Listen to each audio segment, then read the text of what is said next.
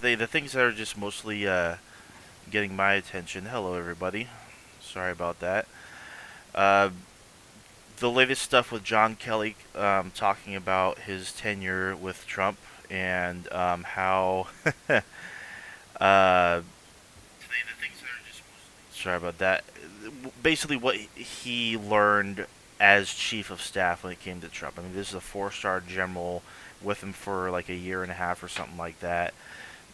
This is a guy who was around Trump basically every single day. If well, apart from obviously the days that uh, Trump was vacationing, golfing, and just fucking off. And a No, lot Kelly was of really running the nation. He was probably doing most of the administrative work of the White House. yeah, I wouldn't be surprised at He's a all, to be Boston guy. honest. He's a Boston tough Irish guy. He's a very well respected conservative, as respectable as a conservative can be. Right, But this is not new information. We've heard the Nazi comparison a million times, and it's not going to stick. Nothing's going to stick. The only thing that's right. going to stick is beating him at the ballot box. If he wins the presidency, he's going to get away with crimes, high crimes.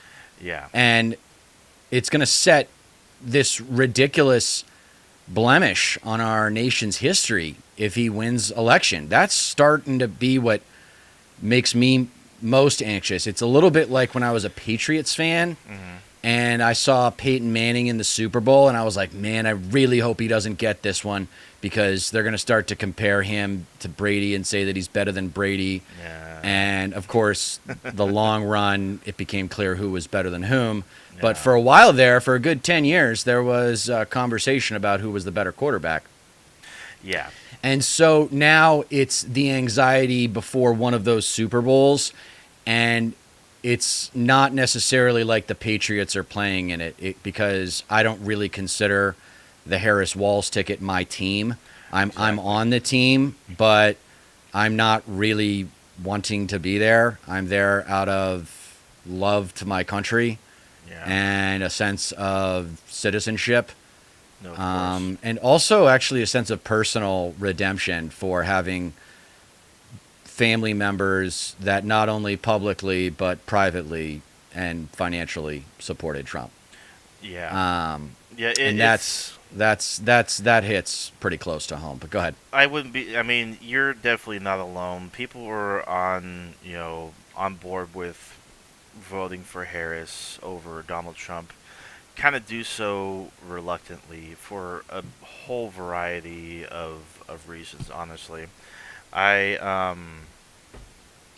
I mean, I don't agree with everything the Democrats.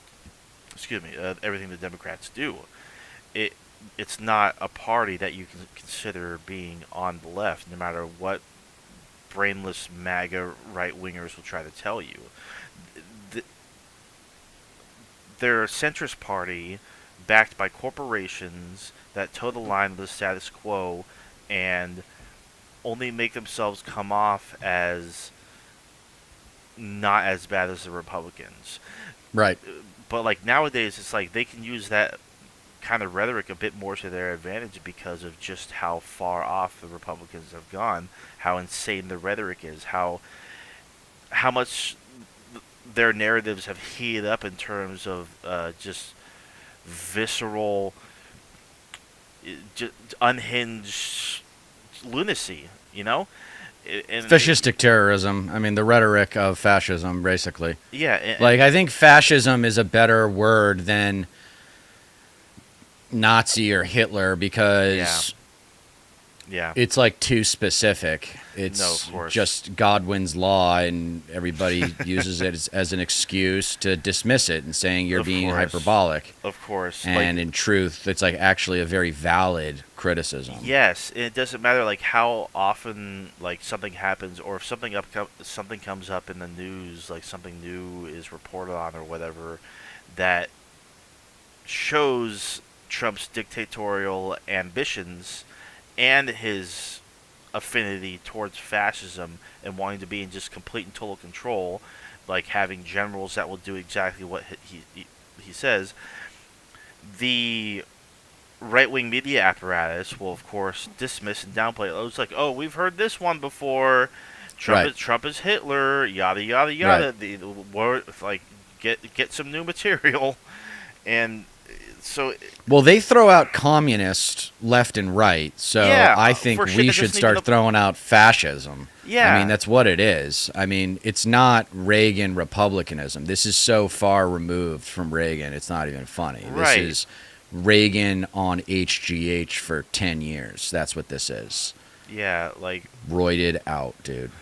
Like it's just yeah, they're Confederate flag waving, Bible beating gun nuts, and they're too far gone. Like that's the TFG acronym from Kyle Kalinske. I'm borrowing there, but the frustrating part is to see the neoliberal centrist Democrats like Kamala Harris say that she's going to have a Republican in her White House. I mean, that is just such a bummer. hmm It's like you really have, this party was defending the January 6th rioters, right? yeah, This is not a party that like universally condemned the terrorism of January 6th, 2021. This is a party that attempted to obscure and what do they call it? Equivocate hmm the moral conundrum that was that day, but it wasn't a conundrum. It was clear as day what was going on. It was an yeah, act of fascistic terrorism, yeah, straight out of World War II, like the lead up yeah, to World War II in the 1930s when Hitler burned down the Capitol hmm and said it was done by the other party, right? There was no proof of it, but it was pretty obvious that that's what happened. hmm And it was brilliant on Hitler's part. yeah. And that this wasn't that because it wasn't like an orchestrated thing really. Or I mean, that's the thing. If you actually look at, like, did you ever watch the January 6th hearings? I saw bits and pieces of them, but not like in their Because there was entirety. quite a bit of coordinated effort going on there. There was quite a bit of planning that There was. resulted in so many people there going there, being ready. I mean, you saw them wearing body armor and stuff like that. Like there were a lot of people in that crowd who were ready for a fight Yeah. and came to the Capitol that day looking for a fight. Yeah. No, exactly. And it's the Dunning Kruger effect. It's the MAGA base and the MAGA loyalists and just the Republicans that don't know better, the too far gones, the TFGs, not knowing how to counter, you know, the the actual narrative, the actual reality of any given situation, like January 6th, for example, because they're not capable of countering the narrative from the other side. Like this is exactly what it was. This is exactly what happened. This was a self coup. This was an Right. insurrection, and this and that. They, on one hand, say, "Oh, it was Antifa. It was staged. The Democrats Right. were behind it." And on the other hand, they're saying, I "Yeah, know. They shotgun. It's the shotgun effect. They just blast stuff out there, yeah, and it's just designed to like dismiss. hmm It's just like, okay, I've addressed January 6th. It's like, I mean, what was it like a year later? I mean, it was like it was no big deal. hmm I mean, after the hearings, after they did the hearings, nobody watched the hearings. I watched the hearings, but nobody else watched the hearings. hmm And then it's still to this day like no big deal. Like, sorry, right, you do something like that and you don't condemn it, you are yeah, politically obsolete to me. yeah." You are you are part of the problem, if not the entire problem. Literally, like everything politically has just been turned completely on its head by just the advent of Donald Trump. Everything, everything. The Twitter president, the Fox News president, the guy, the pathological liar, lies fucking every other sentence he utters. So it's hard to just like keep up with. Just gish galloping. You can't. A guy who has never once in his fucking life known accountability Right. doesn't know how to take accountability for jack shit for anything. When he was asked, like, hey, so like have you walked back your statements about they're eating the cats, they're eating the dogs and whatnot? Because Right. all that was debunked, and he's like, well, I was just saying what I read. I read those things, so I just No, it could be I happening. it He could said be he says happening. something like it Yeah, could be yeah. happening. There's no proof that it's not happening. Something like that. And then the guy was like, yeah, that was debunked. It didn't happen. It was like, I mean, it may have happened, may not have. Like he can't actually Yeah. be like, oh, I was wrong. You He will never admits it. never ever hear him say that. Oh, I But was wrong. that's But but God, that's consistent with these people, and yeah, that's that's why so many of his what base love I him so much. try It's like to get through to peacemakers is they can never admit. that they're never going to admit they're wrong. They would literally rather die than admit that they are wrong. It's just true. Yeah, It's just true. And yeah. it's difficult for people, especially educated people, where Mhm. you become more and more aware of your ignorance the more you educate yourself. Yes. Um, If you have ever been caught in a lie, and it is at the time you're thinking it's in your best interest to keep the lie going, that can lead to just so many dark psychological places because it's like you feel like, well, you're above the fray. You can do like you can get away with whatever you want. You don't want to feel that guilt or shame or embarrassment. You don't want to feel those feelings because it's too hard for you to process. Like you would end up having a meltdown, having a tantrum, and that's exactly how a lot of these people operate. So instead of like admitting faults or accepting when you're wrong or correcting yourself, like even going that far, you'll just further entrench yourself. You'll right. shut the world out. You'll fire people. You'll change your staff up a whole bunch of times. You'll cut off people that are trying to make you see reason and trying to make you just admit to your just believing falsehoods. But they And live in they can't. denial. It's So this is yes, this is a telltale quality of narcissism. yeah, Is living in denial. Oh, I'm special. I'm special. I'm special. No, you're not. yeah, You're just another human being on this big fucking rock. yeah, So chill the hell out. And if you want to be exceptional, that's cool. Like we've talked about, nothing wrong with ambition. Go for it. Be yeah, valuable. Be useful. Contribute to society. Do something more than make money. yeah, That's my whole angle. Is like I am not impressed by money.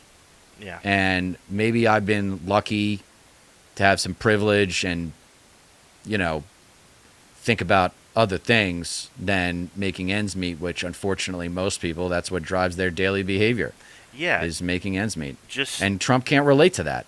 Trump can't relate to that. right. And yet they believe in him like a false god. Yeah, That's what drives me nuts about the religious right. It's like, this guy's a false god. What are you doing? he doesn't make This is it. a false prophet, at Yeah. least. He's not. He's at least a false prophet, and he's really a false god. He's a cult leader. Yeah, yeah, no, without a doubt, it's their brains have been like so many people's brains have been broken. Like you think the left is bad, fucking the sycophantic right that just simp for Trump on a daily basis that can't like everything has to center around him. They'll just dismiss the John Kelly tapes and whatnot because it's like, oh, well, were you in the room with him? Why should we take his word for it? I don't know. He was the fucking chief of staff for a year and a half, Right. or like this guy was around him all the fucking They time. don't care. They don't care. But then like The MAGA don't care. something comes out about Kamala Harris like getting in a car accident or like a hit and run and injuring like a 13-year-old, or Tim Walz like some allegations about Tim Walz coming out about like sexual assault or something like that. Just completely fabricated, no evidence that it happened, like absolutely nothing indicating that it's real or whatever, and they'll embrace it and run with it regardless. They have no consistency, no integrity. They are hypocrites. They occupy. They run on double standards. The It trash. is all they know. Like The they white, don't give a fuck. overgrown, white trash children. Yeah, yeah. They're overgrown children, man, and that's what's the in terms of leadership. Mm-hmm. What is bumming me out is the difference between Kamala and Hillary, where Hillary actually said it. They're a basket of deplorables. Yeah. I would have used different words, but she was being honest. I mean, this are the Confederate flag waving, Bible beating, gun nut idiots, bullies, and cowards of America here that Yeah. we're talking about. It's not a Right. coincidence that they're the least educated, least experienced, least intelligent people in the country. Yeah. And people say to that, oh, you're being condescending. I'm like, I'm not trying to be condescending. It's just the truth. Yeah. Look at the demographics, guys. Yeah. Trump is more supported by rural, uneducated whites than any other demographic in the United States. Yeah. Yeah. There's without a a doubt. name for there's another name for rural uneducated whites that I mentioned earlier. You could figure out what it is. Yeah. No. You know, When it comes, I mean, the biggest thing for me, it's like, I mean, because those people are going to vote. I mean, there's not really much you can do about that. But just try. It's hard to convince normal, everyday people who don't follow politics and don't understand the impact of like who wins the presidency. Like these undecided voters, first-time voters, or people who can't be bothered to register to vote because they don't think politics affects their lives. It's really hard to even know where to begin when describing just how big of an existential threat and danger is like Trump is to the country, but not just the country, the world. You know, it's like because there's nothing particularly exciting about Kamala Harris except Tim Walz. He's pretty damn cool. Um, but like people don't really want to be scared into submission too because it's like they some people are savvy enough to like like pick up on being manipulated through fear. But at the end of the day, it's not exactly manipulation if you actually give a shit. It's like just trying to convince you that it's just the danger that Trump poses for the country and like people's pocketbooks. He's far worse on the economy and making costs go down and actually tackling the issues. He doesn't have any actual plans. He just spouts out whatever sounds nice. But like people don't want to be like lectured to as well, if that makes sense. So it's a really frustrating thing, and I've had experience with it. I've seen people have experience with it. So you it's know, really I don't know frustrating. about that lectured. It's like, yes, if it comes across as lecturing, Sure, then yeah, then that's obviously not an effective communication style. But you're really talking yeah, about ethos there when you say that word, because hmm some people, Bill Clinton, for example, was known as the educator in chief, hmm and he would borderline lecture hmm about issues to kind of show off how much he knew, yeah, and it was really impressive.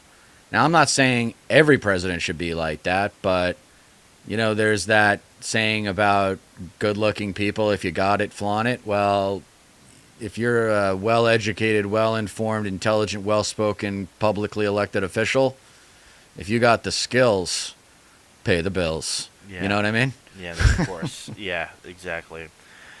Um, So the other thing I wanted to say though hmm was the Hillary versus Kamala comparison was Hillary actually had that moment which just said basket of deplorables, hmm and Kamala is afraid to. It's almost like the Democratic Party is so desperate for independent and center left or center right yeah, voters that they're like afraid of Reagan. Like they're basically going after Reagan Democrats is what it feels like. That's their yeah, strategy.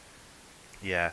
I haven't had a chance to see like the full Harris town hall, but me and my girlfriend caught like the last like 5-10 minutes of it last night. But she was actually talking directly to undecided voters or like just people on the fence or whatever. Which I those are the people I don't understand the most. Is like how can you look at these two and just see any similarity between them at all? It's like whatever. But I didn't even watch the CNN town hall with Kamala. You know why? Huh. Because I already know what she is. I already know Sure. Yeah. what she's capable of and what Right. she's not capable of. Yeah. And I know that she's not capable of working a town hall meeting. Sure. I hate to say it again, but you know who could work a town hall? Bill Clinton.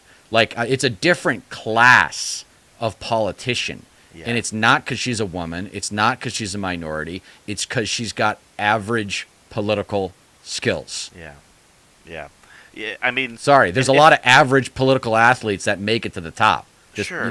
but- Sure. No. Of course. Like, if anything, a reason for us to watch the debate is just hope that she comes off as persuasive enough and actually yeah. delivers the right messaging and differentiates herself from Trump without making it all about him. You know, like you can't. I mean, take Hillary Well, that's the Clinton shift that I want to see is it shouldn't be about Trump. It should be about moving on from MAGA. Yeah. Like, don't move on. It's not about just moving on from Trump. It's about moving on from MAGA. Yeah. And the problem with that proposition is that it's kind of impossible to move on from MAGA. MAGA is the exposure of a subculture that a lot of people who grew up in conservative households were aware of, and people who are from the Deep South are aware of, and in other parts of rural America.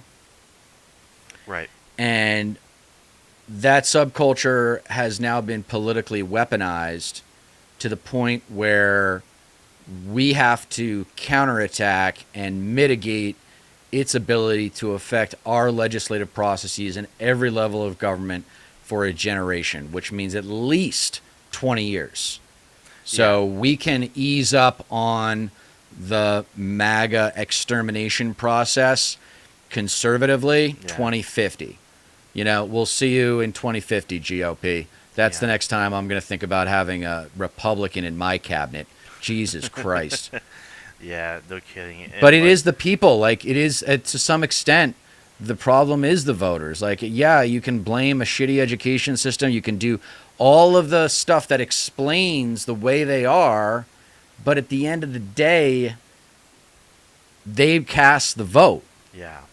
Yeah. They're choosing to listen to people like Ben Shapiro and Matt Walsh and Charlie Kirk and Tucker Carlson. I mean, these freak shows of human beings that are clearly socially inept. These are not normal people. I'm not a normal person either, but I'm in touch with my weirdness. I'm in touch with my intensity. Same. I'm in touch with my extremity. Yeah. No, same So here. there's good weird, there's bad weird, there's good intense, there's bad intense. Yeah. There's good judgmental, which I got to say we are. And there's bad judgmental, which they are. Yeah. Yeah. And they think they have a right to judge your humanity. I'm not judging their humanity. I'm judging their citizenship. You can go be as a private citizen any way you want to be. You want to judge others and say you shouldn't do this and that if you get pregnant. That's your business, right? If you want to have those opinions, you want to input those opinions into a society in which I participate. No way. Right. No way, man. Yeah. Yeah. When you start like influencing giant swaths of people to adopt regressive ideals, that's where it becomes a problem. Especially if you do it in a dishonest fashion, Yes. and your income relies on it. Because it's like, I think it was like Upton Sinclair, one of my favorite quotes is, it's hard to dissuade someone from a position when their livelihood depends on it. Yes. Yeah. Well, I talk about it in my essays where conservatives are more afraid of losing what they have than they are optimistic about getting more for themselves in the future. Yeah. Because it's just another thing that stems from being fear-driven. Right. And the other cultural demographic reality that I don't think a lot of suburban and urban women or anybody really, male or female, really can kind of understand about patriarchy and sexism Hmm.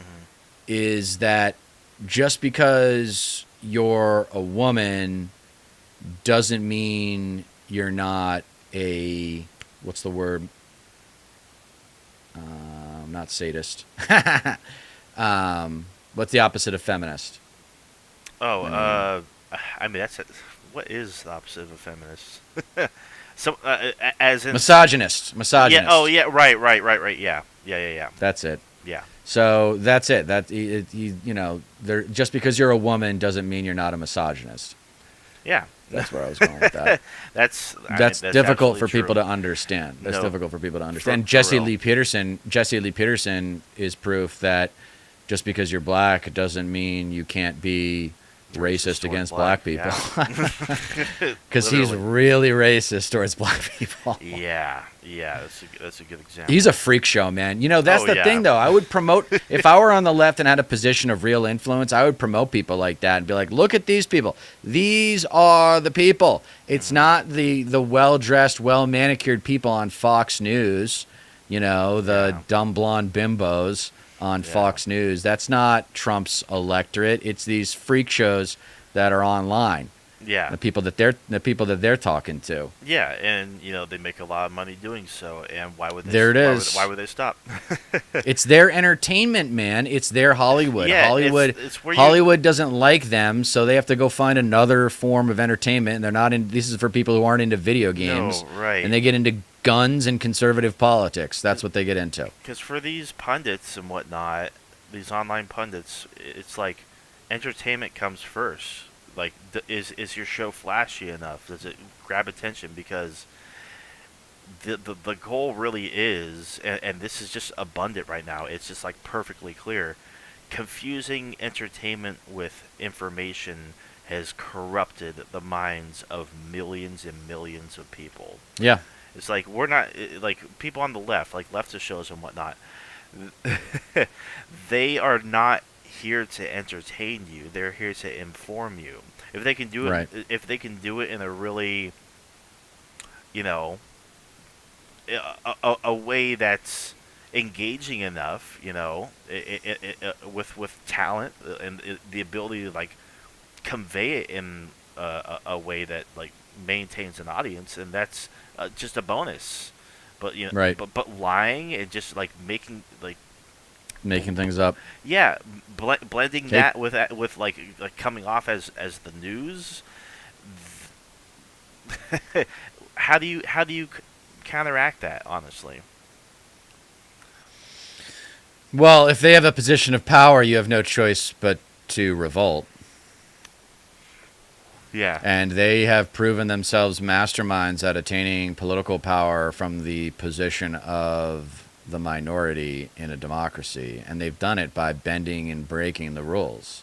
yeah, And they're going after the rules and going after the process, which is a tradition that was 270 years old or wherever it was, yeah. that every president that's lost the presidential election has conceded, except for Trump.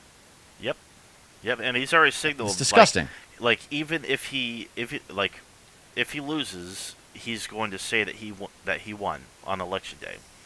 Yeah, we know. Like just so chaos and whatnot. Yes. Yeah. Megan, our token conservative, says Oh, nice. What'd she say? I am a woman misogynist. Yep. And all my black friends are racists, and I like video games too. Yeah. Well, good. I'm glad you. I'd rather have her be into video games than guns. I think she's into I mean, guns too. I wouldn't be surprised. Yeah, she's into guns. She's into all of it. Well, good for Yeah. her. It don't add inches to your dick, Yeah. but that doesn't really apply to her, I suppose. when it come when you were bringing up Jesse Lee Pearson supporting revolt again. Oh, was that? Oh, well, that comment's gone. Somebody retracted it. He retracted it. No, I don't know. The chat's being weird because you have the top messages option and the all messages Right. option. It doesn't show them all the time. Token. I guess she liked the token comment. Token with a heart. Yeah, that's hella funny. I mean, because it's true. Like there's even like me, like I can't stand men in general. And I will openly admit that. The I competition. well, it's not even really about that. It's about the fact that like men are just so it's the toxic masculinity thing more than anything. Men thinking that they have to be a certain way and like be like ascribe themselves to certain roles, act a certain way because it's just how it's supposed to be. Like for the sake of tradition, you know. Um, you can't be very unique as a man. You can't be um, feminine or be into cutesy stuff or watch television or listen to music that appeals to more like the female pop sentiment. I guess you could say it's a real it's a frustrating thing because it's like when I'm like really expressive because I'm a really expressive guy. It's like Hit your microphone real quick. You're underwater for a second. oh um, There you go. because I'm a really expressive guy, but if I'm a bit too expressive, like in public and whatnot, there are some men that just don't see the appeal in that. They get the ick. They get a little like they find it a little bit cringe. But it's like Yeah, they're if really insecure. yeah, that's really all it fucking comes down to is insecurity. Well, I've insecurity is immaturity. exactly, and I've gotten over a lot of that. Like, I A mean, majority of men are conservative. A real majority of white men. right? Yeah, exactly. So it's like they see a rejection of that, regressed and suppressed um, personality, that each of us have as the way to be. They it baffles them to see men a bit more expressive in their nature and their personalities and whatnot because what do men think of when they see men like that? They think, oh, he might be gay. Right. Yeah. Yeah, and like, oh my god, I can't be seen as gay. I can't act like Right. that, or else other people might think I'm gay, and that's apparently like really fucking bad. It's so frustrating. It's so rampant.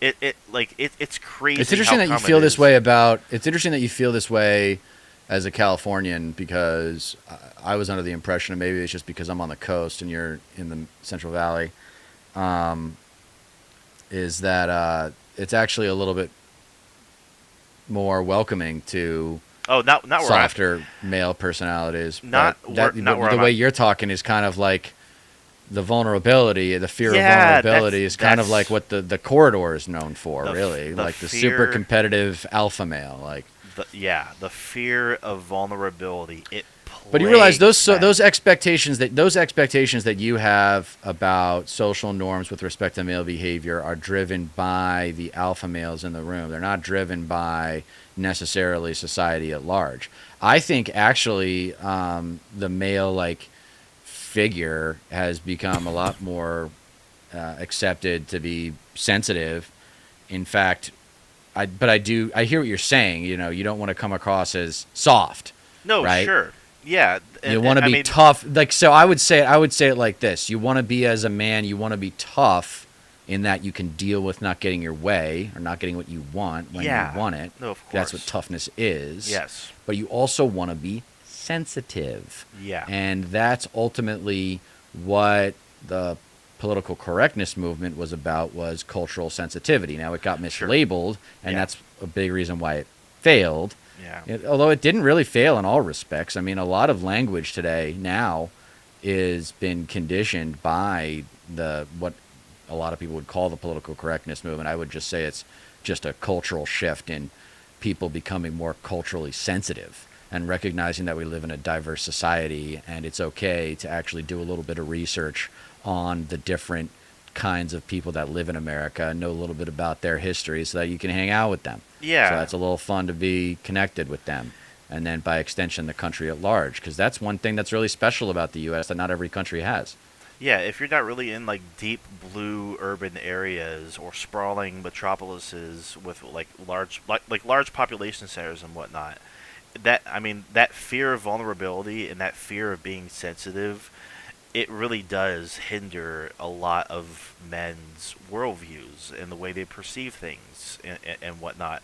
Where I'm at, it's like it really is kind of like a purple area. You know, it's not exactly a blue area, but it's definitely not a red area. Right. There's definitely like both walks of life. But if you head out more towards the Bay Area, that there's definitely a lot more of an openness, a lot more of an acceptance of letting your freak flag fly, basically. Like be like Hmm. because there are like you want to talk about multicultural. It is like look no further than the Bay Area, San Jose, Oakland, Hmm. Concord, Berkeley, uh, San Francisco, Daly City, the whole peninsula, North Bay in general. um, but yeah, that it's just a problem that like it's way too expensive to live out there because I would live out there. Yeah. Um, but yeah, I mean, how far is Santa Barbara from uh, L.A.? Because I figured like Not that 100 whole area. miles. Oh yeah. Like so, I would think like it's kind of like the Bay Area in That's respect why all the of like celebrities live here. yeah there Snoop Ventura, Dogg's got a place. Malibu. Really? Oh shit. Yeah, Rob Lowe's got a place in Montecito. They all live in Montecito where Oprah lives.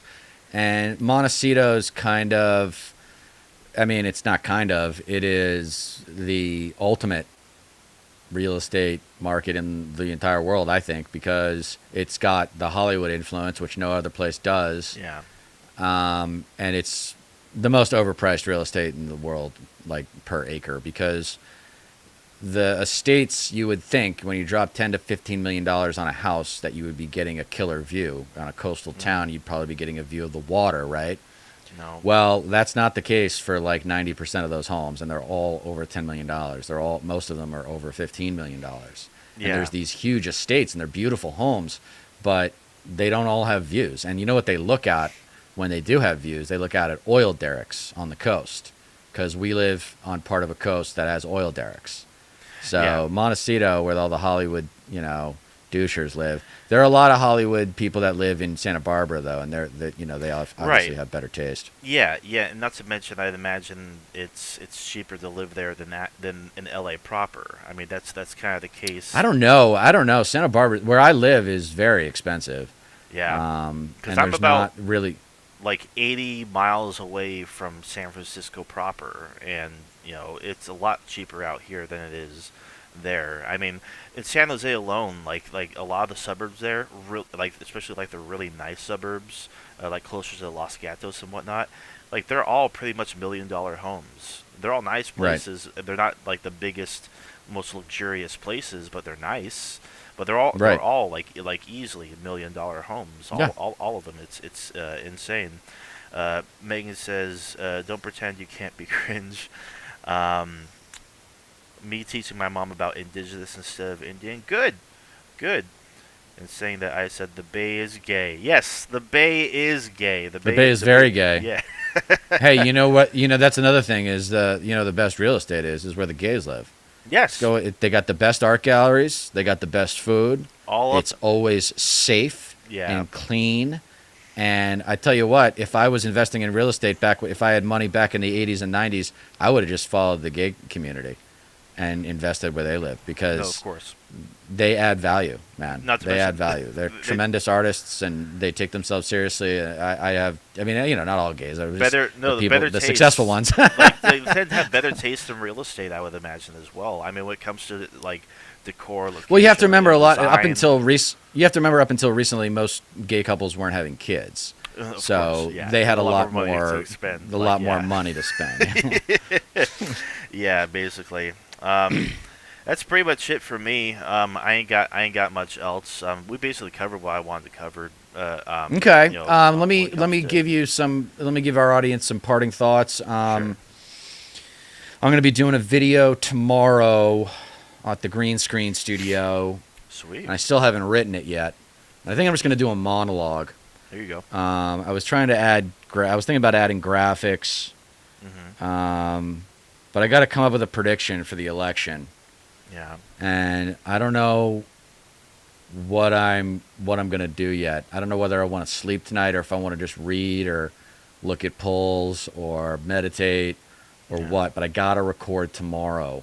Mhm. So I don't know, man. We could workshop this real quick. I mean, your prediction is Kamala's going to win because this is I mean, we're going to record again. When's the next time we're going to record? Next week, I guess. Yeah. So we'll Yeah. record 2 more times probably before Election Day. Hopefully more than that. But Yeah.